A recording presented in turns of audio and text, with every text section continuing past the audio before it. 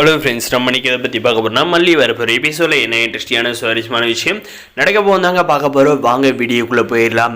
நம்ம மல்லி பயங்கரமாக கோவப்பட்டாங்க தாங்க சொல்ல முடியும். அளவுக்கு அதிகமாக நம்ம எதிர்பார்க்காத அளவுக்கு ராஜேஸ்வரி கிட்டே ரஞ்சிதா கிட்டே கோவப்பட்டாங்க. அதே அளவுக்கு பார்த்திங்கன்னா நம்முடைய மல்லி அவமானப்பட போகிறாங்க அப்படின்னு நினச்சிட்டு இருக்க இந்த ராஜேஸ்வரிக்கு ரஞ்சிதாவுக்கு பதிலடி கொடுக்குற மாதிரி நம்முடைய மல்லி செய்ய போகிறாங்க. அது என்னன்றதை வெயிட் பண்ணி பாருங்கள். மறக்காது நம்ம சேனலை சப்ஸ்கிரைப் பண்ணி வச்சவங்க. நம்முடைய அன்னபூர்ணியம்மா கிட்ட போயிட்டு என்ன சொல்றாங்கன்னு பார்த்தீங்கன்னா, அன்னபூர்ணியம்மா இப்படி தான் நான் எல்லாருக்கும் நெய்வேத்தியும் அம்மனுக்கு சாத்துறதுக்காக பிரசாதம் எல்லாமே செஞ்சு வச்சுருந்தோம்ல, அந்த பிரசாதத்தை எல்லாமே இந்த ராஜேஸ்வரி ரஞ்சிதா காலி பண்ணிட்டாங்க. இப்போ வந்தவங்களுக்கும் சரி, பூஜை முடிஞ்சிட்ட அப்புறம் என்ன சாப்பாட்டை போடுறது, சாமிக்கு என்ன பிரசாதத்தை படைக்கிறது அப்படின்ற மாதிரி ரெண்டு பேரும் டிஸ்கஸ் பண்ணுற பார்த்தீங்கன்னா, அந்த ரெண்டு பேர்ச்சாலுமே நல்லா மூக்க மூட்டை தின்றுச்சா என்ன செய்கிறது அப்படின்ற மாதிரி பயங்கரமாக யோசிக்க போகிறாங்க. இப்போ புதுசாக நம்ம நெய்வேத்தியம் செஞ்சு அந்த ஆண்டவனுக்கும் சரி, பிரசாதத்தை இங்கே வந்திருக்கிற சுமங்கலிகளுக்கும் கண்டிப்பாக நம்மளால் கொடுக்க முடியாது.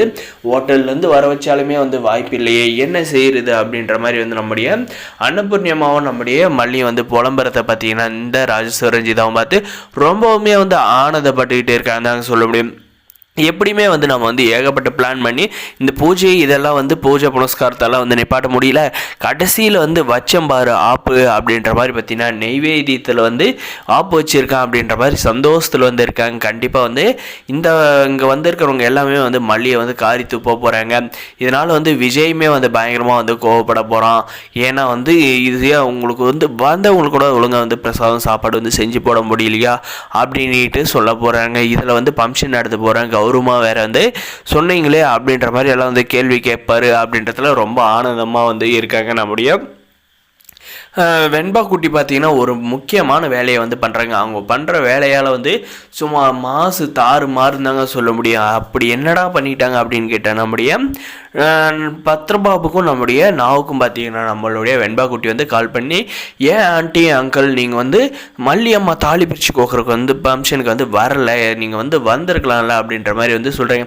நாங்கள் அவங்க வீட்டில் இருக்கவங்க தான் கோவப்படுவாங்கடா செல்லும், அதனால தான் வரல அப்படின்ற மாதிரி சொல்லுது. அதெல்லாம் எதுவும் சொல்ல மாட்டாங்க, நீங்கள் வாங்க அப்படின்ற மாதிரி சொல்கிறாங்க. நம்முடைய பத்ரபாபும் பார்த்தீங்கன்னா ஆல்ரெடி நம்முடைய மல்லிக்கு செய்ய வேண்டிய சீரை வீட்டுக்குள்ளே எடுத்துகிட்டு கொடுத்தா கண்டிப்பாக பிரச்சனை வரும். அதனால் வாசல்லே கொடுத்துட்டு கிளம்பி போயிட்டாருங்க.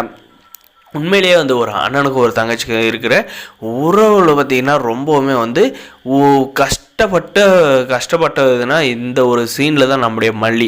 இதுக்கு அப்புறம் பார்த்திங்கன்னா அவங்களுடைய வாழ்க்கையில் எல்லாமே சந்தோஷமாக இருக்கணுங்க. ஏன்னா கண்டிப்பாக கஷ்டப்பட்டு இந்த பூஜையை நடத்தியிருக்காங்க. இதனால் நம்முடைய விஜய் கண்டிப்பாக நம்முடைய மல்லியை புரிஞ்சுக்கணுங்க. கொஞ்சமாவது நம்ம மல்லி மேலே கோபப்படுற விஷயத்தெல்லாம் விட்டு தள்ளணுங்க. அக்கா செய்கிற தப்பெல்லாம் கண்டிச்சாரானா போதுங்க. அப்படி இல்லைனா அவளை அப்படியே கனடாவுக்கு பார்சல் பண்ணி அனுப்பிட்டா வேறு லெவலாக இருக்குங்க. நம்முடைய வெண்பா பார்த்தீங்கன்னா இவங்களுக்கு சொன்னது பார்த்தீங்கன்னா, சரி நம்ம மல்லியை பார்க்க போகலாம் அப்படின்னு சொல்லிட்டு நம்முடைய மல்லிக்கு செய்ய வேண்டிய சீரெல்லாம் கொடுத்துட்டாங்க இல்லையா. அடுத்து பார்த்தீங்கன்னா அந்த ஃபங்க்ஷனுக்கு என்னென்ன தேவையோ அதெல்லாம் எடுத்துகிட்டு வர போகிறாங்க. நம்முடைய மல்லியும் நம்ம அனுப்புறையை பார்த்து சந்தோஷப்பட போகிறாங்க. வரப்போகிற எபிசோடில் இதுதாங்க நடக்க போகுது. இந்த வீடியோ பிடிச்சதை லைக் பண்ணி மறக்காம சப்ஸ்கிரைப்